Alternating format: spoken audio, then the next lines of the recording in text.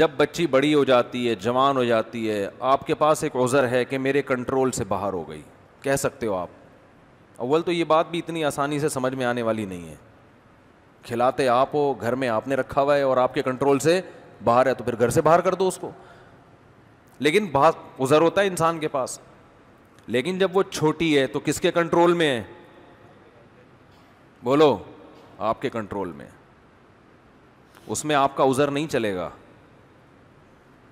اچھے اچھے نمازیوں کو دیکھا ہے, دیندار گھرانوں کو دیکھا ہے, بچیوں کے پورے لباس ہی نہیں پہناتے.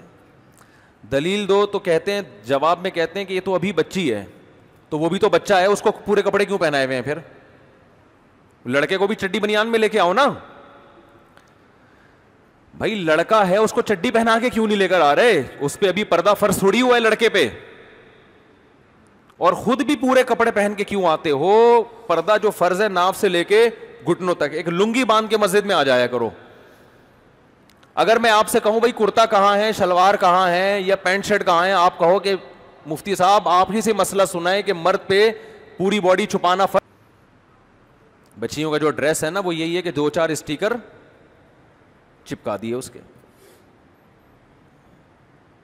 اب اگر آپ تھوڑا سا غصہ کرتے ہیں کہ بھائی یہ کیا لے کر آئی ہو, تو کیا ہو گیا اس میں, ایسی کون سی بات ہے؟ آدمی چاہتا ہے گھر کا ماحول خراب نہ ہو. میں صبح تھکا ہوا آتا ہوں, گھر میں چک چک پخ پخ, چھوڑو یار, چھڑو پرے, جان دو. اور سناؤ بیگم, سب سیٹ چل رہا ہے؟ سمجھ رہے ہیں آج؟ اور سناؤ. مارکیٹ میں یہ ہو رہا ہے کہ نہیں ہو رہا؟ 100% یہ ہو رہا ہے.